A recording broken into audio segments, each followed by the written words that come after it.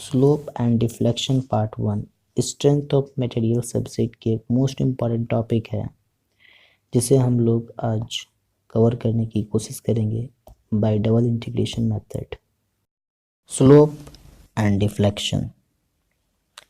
सबसे पहले हम लोग डिफ्लेक्शन को समझते हैं, फिर उसके बाद स्लोप को समझेंगे। मान लो कि हमने दो सपोर्ट्स लिया ए और डी। सपोर्ट्स आपका समझ लो हिंज है, ठीक है, जिस पे एक वर्टिकल और एक हॉरिजॉन्टल रिएक्शन होते हैं, ठीक है। ए और डी सपोर्ट्स पे हमने लिया एक बीम।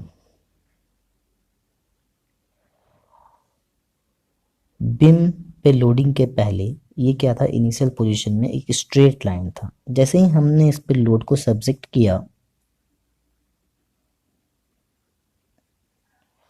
तो बीम में क्या होगा, कुछ डिफ्लेक्शन होगा, बीम डिफ्लेक्ट हो जाएगा अपनी इस इनिशियल पोजीशन से और उसका फाइनल पोजीशन क्या बनेगा, ए, बी डैश, सी डैश और डी। इनिशियल पोजीशन क्या था, A, B, C, D. Final position क्या बन गया,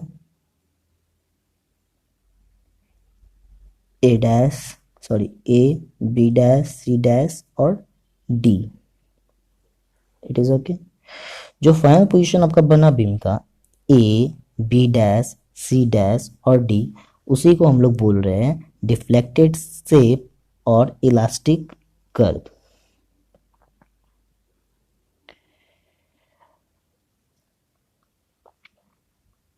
आइए अब हम लोग डिफ्लेक्शंस के डिफिनेशंस को देखें। Displacement of a point from initial position to the final position in elastic curve is known as deflection। कुछ भी नहीं है डिफ्लेक्शन।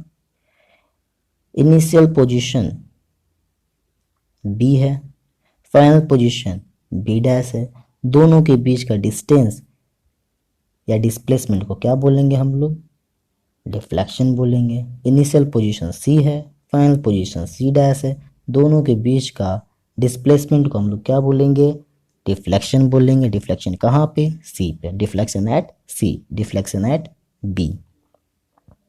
आपको दिख रहा होगा ए और डी पे कोई भी डिफ्लेक्शन नहीं है, क्योंकि इस पॉइंट का इनिशियल पोजीशन भी ए है और फाइनल पोजीशन भी ए ही है। इस पॉइंट पे इनिशियल पोजीशन भी डी है और फाइनल पोजीशन भी डी है, ठीक है। तो डिफ्लेक्शन से हम लोग समझ गए। स्लोप को समझते हैं, ठीक है।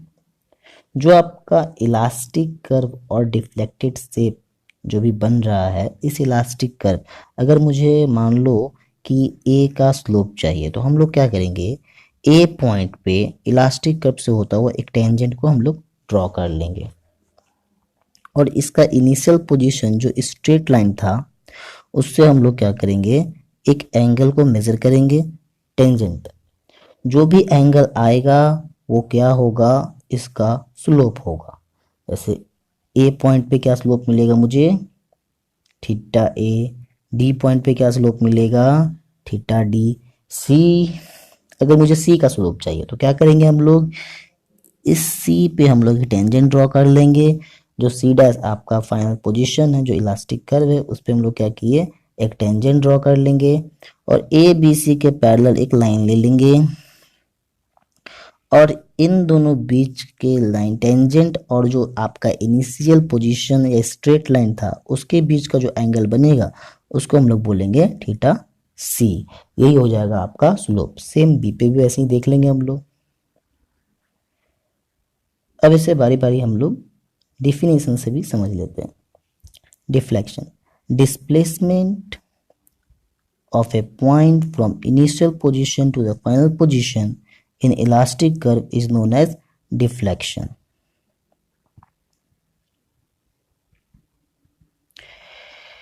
ये क्या कह रहा है, वही सेम चीज कह रहा है। जो भी आपका इनिशियल पॉइंट था, जैसे ये B और फाइनल पॉइंट क्या है, B डैश, दोनों के बीच का जो डिस्प्लेसमेंट होगा वो क्या होगा, उस पॉइंट का डिफ्लेक्शंस होगा, सेम सी के लिए भी, डी के लिए भी, ए के लिए भी। ठीक है,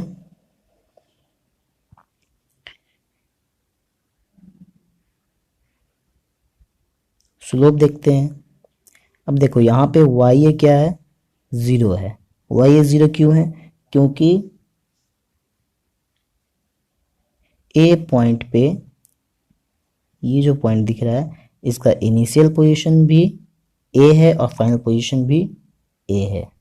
डी पॉइंट पे इनिशियल पोजीशन भी डी है और फाइनल पोजीशन भी डी है।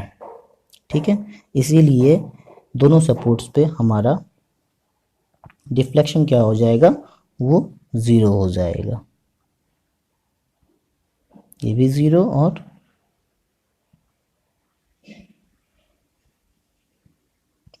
ये भी ज़ीरो। और वाई बी पे बी बी डैश और वाई सी पे सी सी डैश। स्लोप देखते हैं। The angle between the tangent drawn from initial point and final point on elastic curve in radian is known as slope. Slope देखो आप, elastic curve है, इस पे एक टेंजेंट लिए, ठीक है, तो ये यहाँ जो पॉइंट था डी पे और ये जो आपका पॉइंट है यहाँ पे डी पे, दोनों के बीच का जो एंगल बन रहा है उसको क्या बोलेंगे हम लोग, स्लोप बोलेंगे। तो ये बोल रहा है कि इनिशियल पॉइंट जो आपका स्ट्रेट लाइन पे है, फाइनल पॉइंट जो आपका इलास्टिक कर्व पे है, दोनों के बीच का जो एंगल होगा उसको हम लोग क्या बोलेंगे, स्लोप बोलेंगे। और जब भी हम लोग स्लोप को कैलकुलेट करेंगे तो उसका वैल्यू किस में मिलेगा, मुझे रेडियन में मिलेगा। जो ये वैल्यू कैलकुलेट करेंगे स्लोप का, उसका वैल्यू रेडियन में आएगा। ठीक है, theta d d Y by D x, theta ए भी डी वाई डी एक्स है ना, d y d x means tan theta slope. Okay,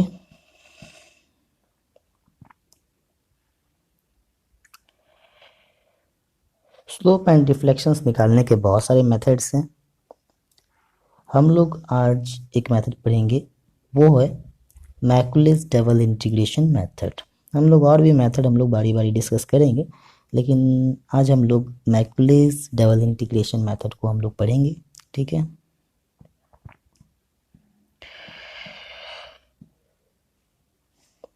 from Euler's differential equation we know that d2y by dx square is equal to 1/r। इसको आप लोग मान लो equation 1। Bending equation तो हम जानते ही हैं, m/i is equal to f/y is equal to e/r, where m is equal to bending moment, i moment of inertia, f bending stress, y extreme fibre distance. मान लो जैसे ये एक क्रॉस सेक्शन लेते हैं हम लोग, रेक्टेंगुलर क्रॉस सेक्शन, और इसका जो डेप्थ है वो d है। ठीक है, तो उसका इसका स्ट्रीम फाइबर डिस्टेंस हम लोग, ये जो आपका ये आपका मान लो ये न्यूट्रल एक्सिस है, तो इसका स्ट्रीम फाइबर डिस्टेंस कौन सा हो जाएगा, ये d/2 हो जाएगा, और ये d/2 इधर से, ये क्या हो जाएगा इसका एक्सट्रीम फाइबर डिस्टेंस। मतलब न्यूट्रल एक्सिस से मैक्सिमम जो डिस्टेंस आपका होगा टॉप मोस्ट फाइबर या फिर बॉटम मोस्ट फाइबर का, उसे हम लोग बोलेंगे एक्सट्रीम फाइबर डिस्टेंस। ठीक है, m/ei is equal to e/r। ये कैसे आया, इन दोनों इक्वेशन के हेल्प से, m/i is equal to e/r, तो ये नीचे आ गया ये e, और आपका 1/r यहाँ हो गया। और फ्रॉम इक्वेशन 1 जो भी हमने देखा था यूलर्स इक्वेशन, 1/r जहाँ पे था आपका 1/r is equal to d2y by D x square, तो वहाँ से आपका 1/r की जगह क्या वैल्यू आ गया, d2y by D x square.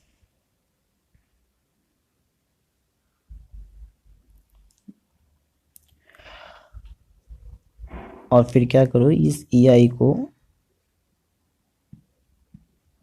इधर लेके आ जाओ, तो ये आ जाएगा ei d2y by D x square is equal to mx। mx क्या हो गया, आपका बेंडिंग मोमेंट हो गया। ठीक है, और ये ei जो रहेगा इसको हम लोग फ्लेक्सुरल रिजिडिटी भी बोलते हैं, तो ये आपका ei रहेगा कांस्टेंट। ठीक है, क्योंकि ये मटेरियल पर डिपेंड करता है और बीम के क्रॉस सेक्शन पे डिपेंड करता है, तो आपका ई आई जो रहेगा वो वैल्यू होगा इसमें कांस्टेंट। ठीक है,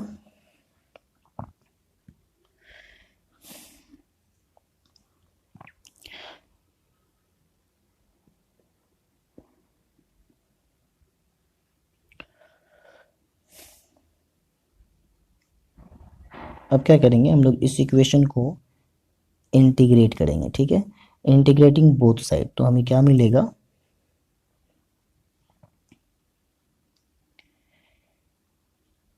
ई I d two Y by D x square को हम लोग इंटीग्रेट करेंगे। ई आई तो कांस्टेंट है तो ये वैसे ही रह जाएगा, और D two Y by D x square integrate होगा तो ये आपका हो जाएगा D Y by D X is equal to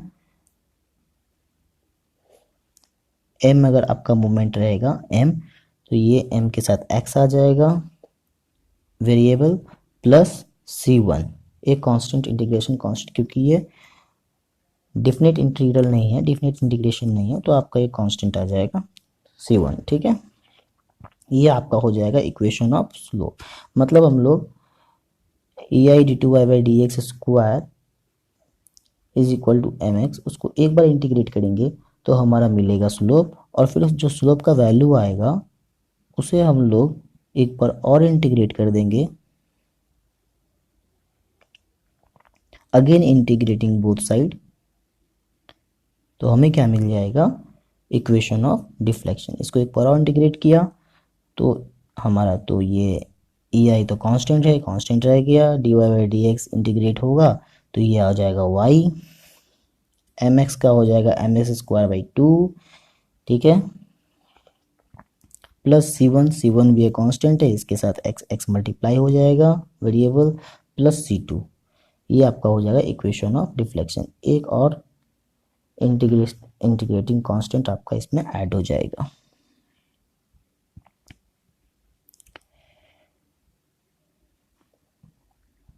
where C1 and C2 are integration constant which can be calculated by using boundary condition। ये boundary condition very very important है।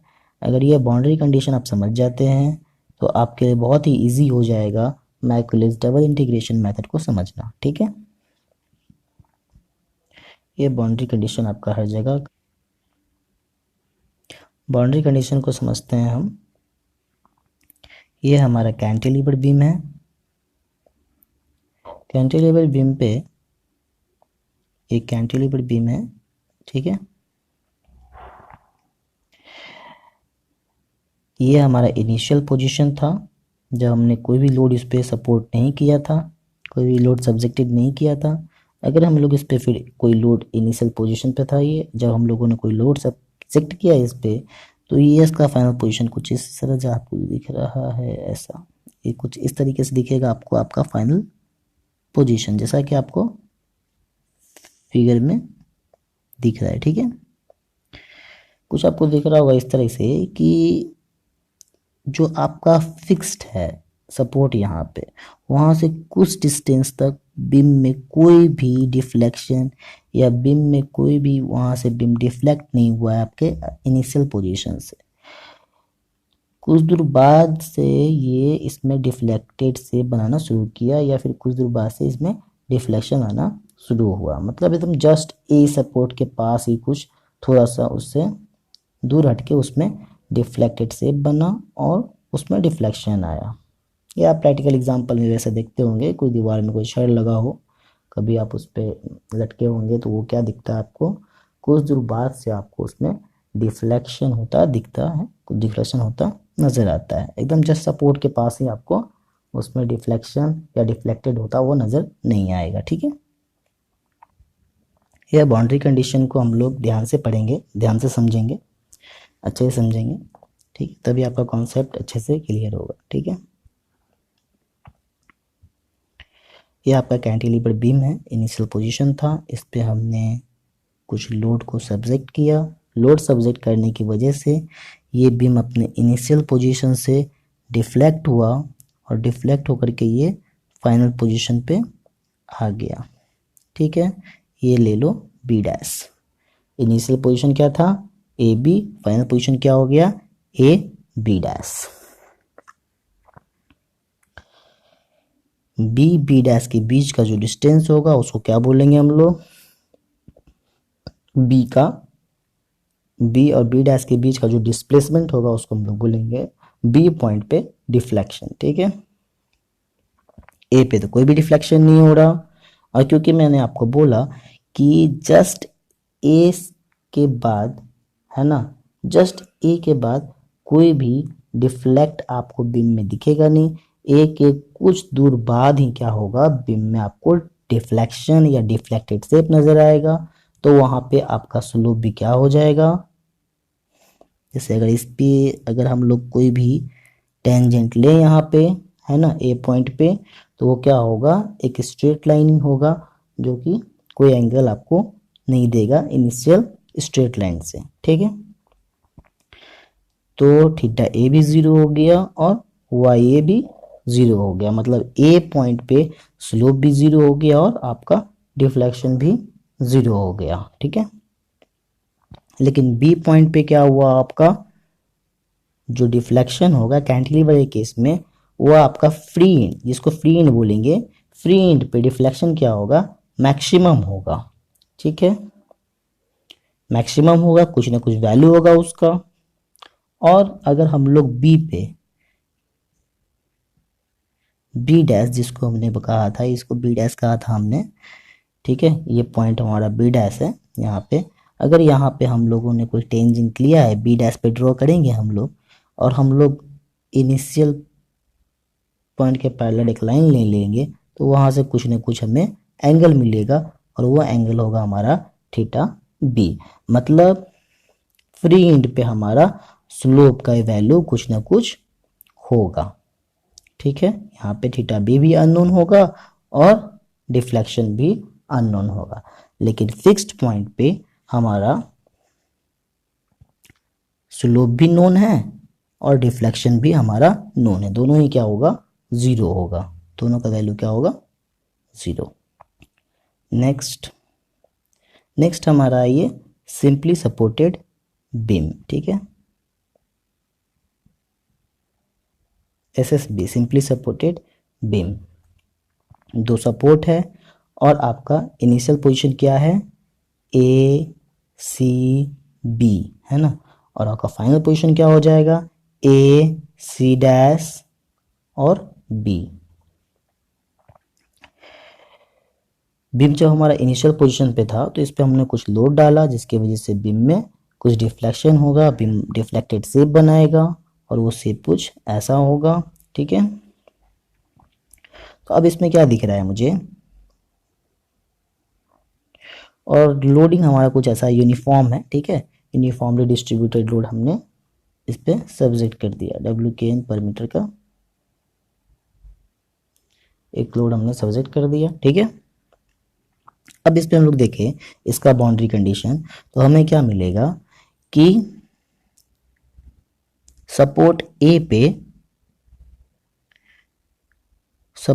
क्योंकि ये फिक्स नहीं है, ठीक है, ये क्या है, कुछ मतलब एक दो सपोर्ट्स है और उस पर हमने कुछ रख दिया, बस उसको फिक्सिटी नहीं किया। ठीक है, उसे बस हमने रख दिया है, तो क्या होगा कि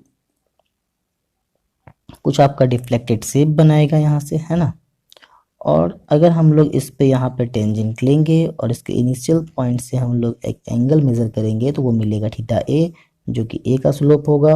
वैसे ही बी पे अगर हम लोग टेंजेंट लेंगे तो बी का स्लोप मिलेगा।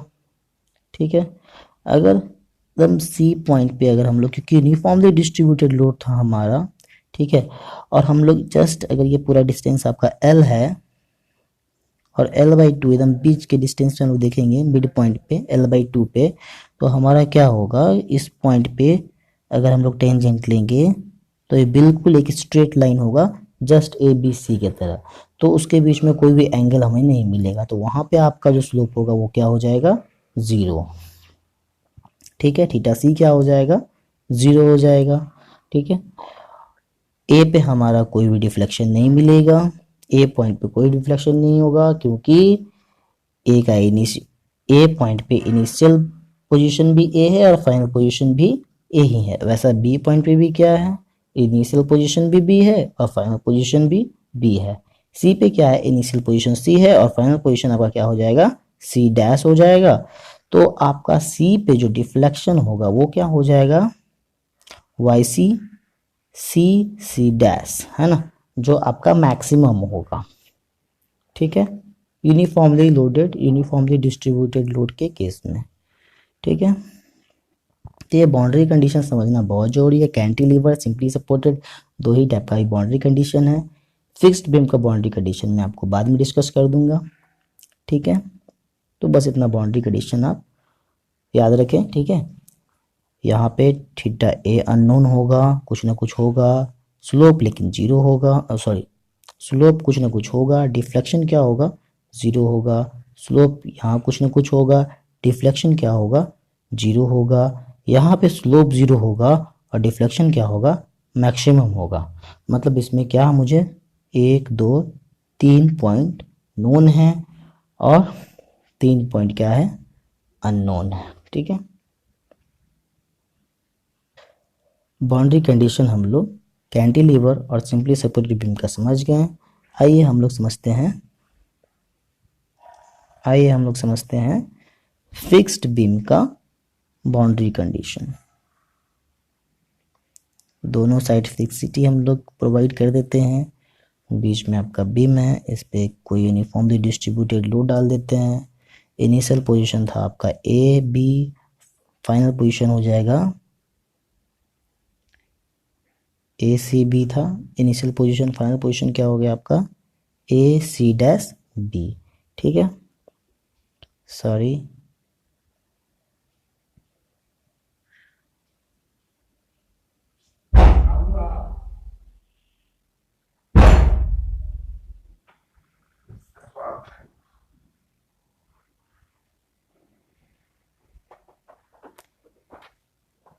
दो सपोर्ट ले लेते हैं, उसको फिक्स्ड कर देते हैं। ठीक है, एक बीम है आपका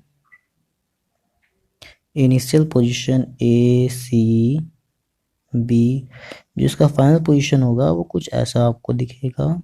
ठीक है, ए सी डैश और बी। जैसा कि आपने कैंटिलीवर में देखा था कि जो भी आपका डिफ्लेक्टेड से बनेगा फिक्सिटी से, वो क्या होगा, थोड़ा डिस्टेंस पे आपका बनना स्टार्ट होगा। ठीक है, वैसे ही अगर फिक्स्ड बीम रहेगा तो उसमें भी दोनों साइड से क्या होगा, क्योंकि ये फिक्सिटी है तो दोनों साइड से क्या होगा, कुछ डिस्टेंस बाद आपका डिफ्लेक्टेड कर्व जो है वो स्टार्ट होगा। ठीक है, तो इसमें क्या होगा, इसमें बाउंड्री कंडीशन बहुत इंटरेस्टिंग है। यहाँ पे क्या होगा, आपका ए पॉइंट पे थीटा भी जीरो हो जाएगा, थीटा ए भी जीरो, स्लोप भी जीरो हो जाएगा और डिफ्लेक्शन भी जीरो हो जाएगा। थीटा ए भी जीरो और डिफ्लेक्शन भी ए पॉइंट पे जीरो। वैसे ही बी पॉइंट पे देखेंगे हम लोग तो यहाँ भी थीटा जीरो और डिफ्लेक्शन भी बी पॉइंट पे जीरो हो जाएगा। और सी पॉइंट पे आपका स्लोप भी जीरो होगा, क्योंकि यहाँ पे आपका मैक्सिमम डिफ्लेक्शन होगा। इस पॉइंट पे सी पॉइंट पे यूनिफॉर्मली डिस्ट्रीब्यूटेड लोड रहेगा, क्या होगा आपका सी पॉइंट पे मैक्सिमम यहाँ पे आपका डिफ्लेक्शन होगा और ये टिप पॉइंट होगा। तो यहाँ पे कोई भी हम लोग अगर टेंजेंट ड्रॉ करेंगे इस पे सी पॉइंट पे तो ये एक स्ट्रेट लाइन ही होगा और दोनों इनिशियल पोजीशन और फाइनल पोजीशन के बीच का एंगल क्या मिलेगा, जीरो। तो आपका स्लोप भी यहाँ पे जीरो हो जाएगा। ठीक है, और यहाँ पे आपको डिफ्लेक्शन क्या मिलेगा, मैक्सिमम मिलेगा। ये कुछ इम्पॉर्टेंट नोट्स हैं जिन्हें आप अपने कॉपी नोटबुक में नोट कर सकते हैं। ठीक है, बहुत ही इम्पॉर्टेंट नोट्स है ये, एक एक करके हम इसे डील करेंगे। By substituting x value if in the bracket that term treated as zero value. ठीक है, अब इसको हम लोग बाद में समझेंगे। ठीक है,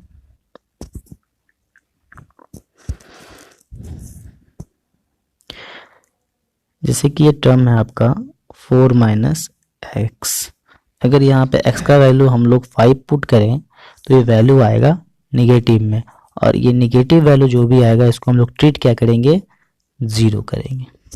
ठीक है, इसका वैल्यू क्या हम लोग लिख लेंगे, 0। वो आगे मैं बताऊंगा, आप समझ जाएंगे अच्छे से। अब कुछ इम्पॉर्टेंट रूल्स है, हम लोग रूल की बात कर लेंगे। कुछ 2-4 इम्पॉर्टेंट रूल है, उसकी हम लोग बात कर लेते हैं, फिर हमें प्रॉब्लम बनाने में आसानी होगी। ठीक है, फिर हम लोग कोई भी प्रॉब्लम आसानी से सॉल्व कर पाएंगे। Rule number 1, while taking a section for mx, it should start from any one of the end in cantilever better from free end। Rule first क्या है हमारा, कि हम लोग जो सेक्शन हम लोग कंसीडर करेंगे, मान लीजिए कि ये आपका 2 सपोर्ट है, तो हम लोग सेक्शन किधर से भी शुरू करें, है ना। एक सेक्शन हम लोग कट कर लिए एक्स एक्स डैश, और जो सेक्शन हम लोग कंसिडर किए हैं वो ए पॉइंट से एक्स डिस्टेंस पे हम लोगों ने कंसिडर किया है। तो हम लोग आइदर लेफ्ट हैंड और राइट हैंड किसी भी साइड से हम लोग इस सेक्शन को कंसिडर कर सकते हैं इस डिस्टेंस पे। लेकिन रूल नंबर 1 में क्या बोल रहा है कि अगर केस अगर आपका कैंटिलीवर का होगा, तो अगर हम लोग फ्री एंड से ये आपका फ्री एंड है, ये वाला पॉइंट ए बी आपका फ्री एंड हो गया, तो बी से हम लोग अगर कोई भी सेक्शन एक्स डिस्टेंस पे कंसिडर करते हैं, जैसे ये वाला सेक्शन हम लोग कंसिडर किए हैं एक्स एक्स डैक्स, ठीक है, तो ये आपके लिए ज़्यादा कन्वीनियंट होगा। हम लोग इस साइड से भी कर सकते हैं, लेकिन ये आपके लिए ज़्यादा कन्वीनियंट नहीं होगा।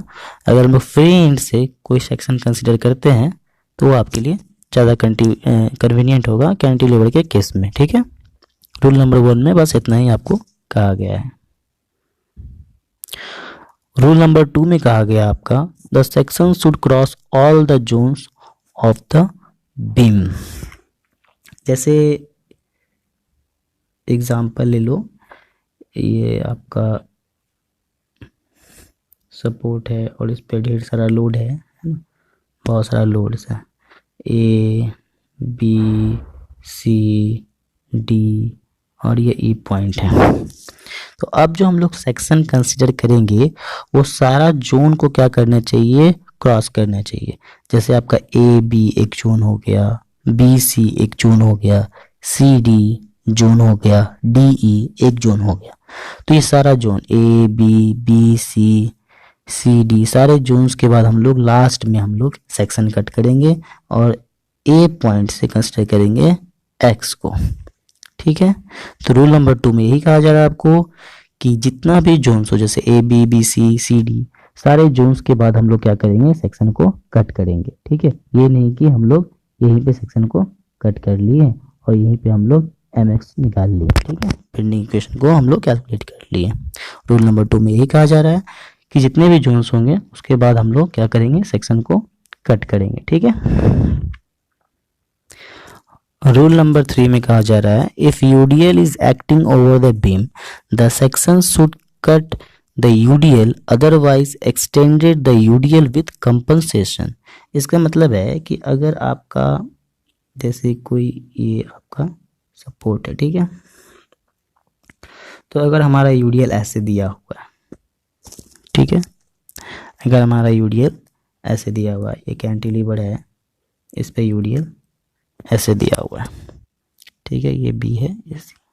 तो जो भी हम लोग सेक्शन को कंसीडर करेंगे, ठीक है, ए बी सी, ठीक है, ये भी हो गया ए बी सी। तो रूल नंबर 3 में कह रहा है कि जो भी हम लोग क्या करेंगे, सेक्शन को कट करेंगे, वो क्या करना चाहिए, यूडीएल को भी साथ साथ कट करना चाहिए। ठीक है, अगर वैसा नहीं हो रहा है तो हम लोग क्या करेंगे, यूडीएल को एक्सटेंड करेंगे और उसको हम लोग क्या कर देंगे, कंपनसेट कर देंगे।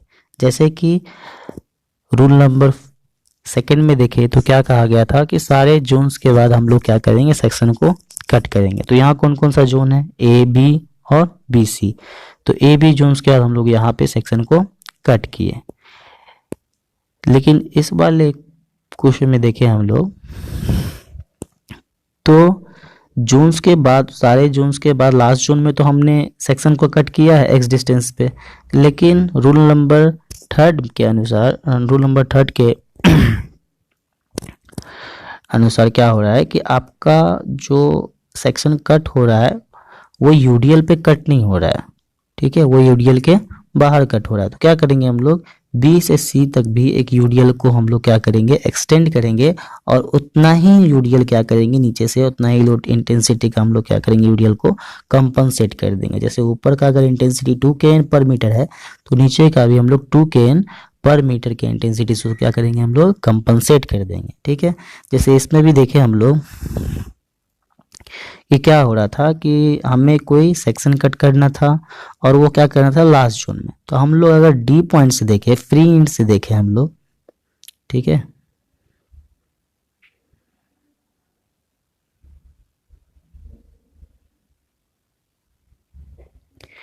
अगर हम लोग फ्री एंड से देखें, जो आपके डी पॉइंट है यहाँ पे, सॉरी,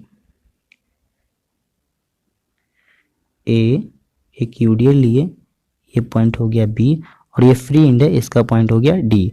तो हम लोग अगर हम लोग फर्स्ट रूल को अगर फॉलो करें तो क्या होता है कि आपका बोला गया था कि कैंटिलीवर में फ्री एंड साइड से अगर हम लोग कोई सेक्शन कट करते हैं तो वो क्या होगा, आपके लिए ज़्यादा कन्वीनियंट होगा, ठीक है। और क्या बोला गया था कि सेकेंड रूल में लास्ट जोन है ना, सबसे लास्ट जोन में जब आपका सारा जोन क्रॉस हो जाए तो आप वहाँ पे सेक्शन कट करें। तो एक आपका डी बी हो गया, दूसरा जोन बी ए हो गया, ठीक है।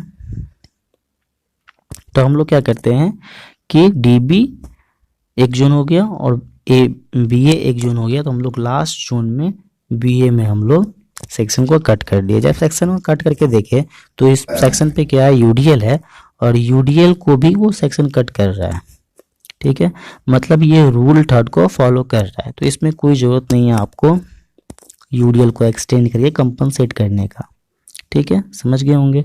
आगे इस टाइप का क्वेश्चन हम लोग करेंगे तो और ज़्यादा क्लियर हो जाएगा आपका concept. Next rule number 4, rule number 4 में क्या कहा गया है, if constant moment is acting over the beam consider a distance term with 0 power, ठीक है।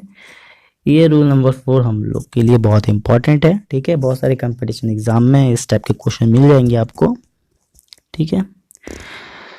तो ये रूल नंबर 4 क्या कह रहा है कि मान लो कि एक कैंटिलीवर बीम है, ठीक है, और यहाँ पे कांस्टेंट कोई मोमेंट है, एम मोमेंट है। हम लोग क्या किए, एक्स सेक्शन को कंसिडर किए यहाँ पे एक्स डिस्टेंस पे, ठीक है।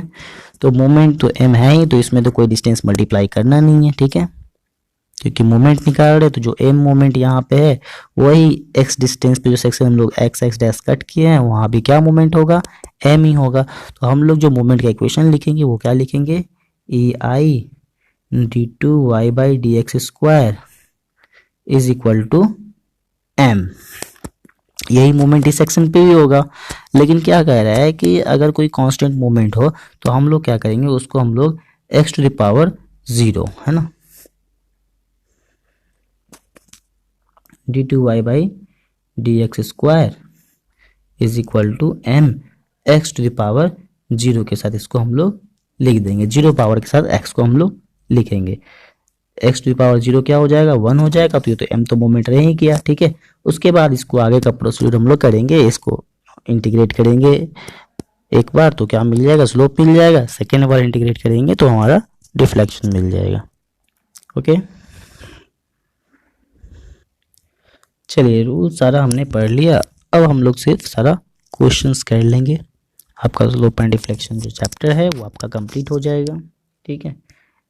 इस वैल्यू को आप नोट कर सकते हैं, इसको आप नोट कर लीजिए और इसको रिमेंबर कर लीजिए, ये बहुत ही काम आएगा आपका किसी भी कॉम्पिटिटिव ऑब्जेक्टिव एग्जाम में। 2 3 6 8 16 48 24 5/384 इसको आप याद कर लीजिए, ठीक है।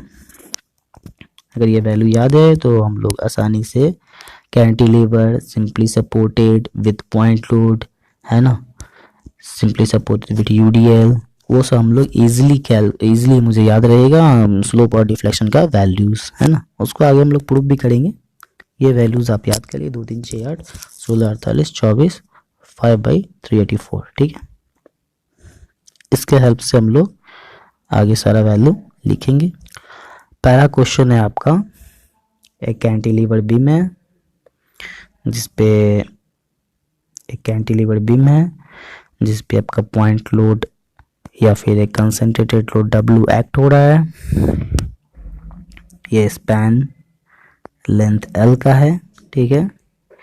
और ये वैल्यू जो है हमारा कैंटिलीवर, क्योंकि यहाँ फिक्सिटी है तो यहाँ पे हम लोगों ने बाउंड्री कंडीशन में देखा था कि यहाँ पे स्लोप भी आपका 0 होगा और डिफ्लेक्शन भी 0 होगा। ना यहाँ पे स्लोप का वैल्यू होगा ना आपका डिफ्लेक्शन का वैल्यू होगा, दोनों हमारे यहाँ पे नोन होता है, दोनों का वैल्यू नोन होता है, दोनों ही 0 होगा, ठीक। और हम लोग फ्री एंड पे देखें तो यहाँ पे स्लोप भी मिलेगा हमें और डिफ्लेक्शन भी मिलेगा। कैंटिलीवर में फ्री एंड पे जो डिफ्लेक्शन होता है वो आपका क्या होता है, मैक्सिमम होता है, ठीक है। जो स्लोप मिलेगा हमें वो क्या लिखेंगे हम लोग, WL²/2EI, हमने याद किया था 2 3, है ना। तो यहाँ पे हम लोग पॉइंट लोड के लिए अगर स्लोप लिख रहे हैं, जहाँ जहाँ पॉइंट लोड लिखेगा या फिर आपका कंसंट्रेटेड लोड दिखेगा तो उसमें L पर पावर क्या रहेगा, 2 रहेगा, L² रहेगा, ठीक है। और डिफ्लेक्शन क्या होगा, 1 डिग्री हाइयर होगा, L पर क्या हो जाएगा, Q हो जाएगा, ठीक है। तो हमने क्या पढ़ा था, 2 3, पहला क्या था 2 3, तो क्या हो जाएगा WL²/2EI, ठीक है। और डिफ्लेक्शन में क्या हो जाएगा, WLQ/3EI, ये हो जाएगा cantilever with point load at free and.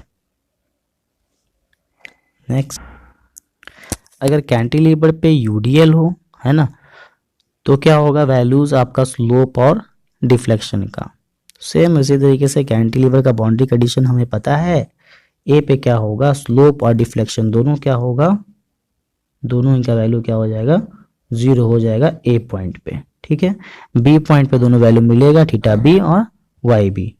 तो हमने क्या पढ़ा था, 2 3 6 8। तो आगे आते हैं, तो अब वहां पे क्योंकि पॉइंट लोड था तो स्लोप में क्या था, L पर पावर 2 था, L² था। अब यहाँ पे UDL है तो यहाँ पे क्या कर दिए, L का क्यूब कर दिए। और जो वहाँ पे 2 3 था यहाँ पे क्या हो जाएगा, 6 8 हो जाएगा, है ना।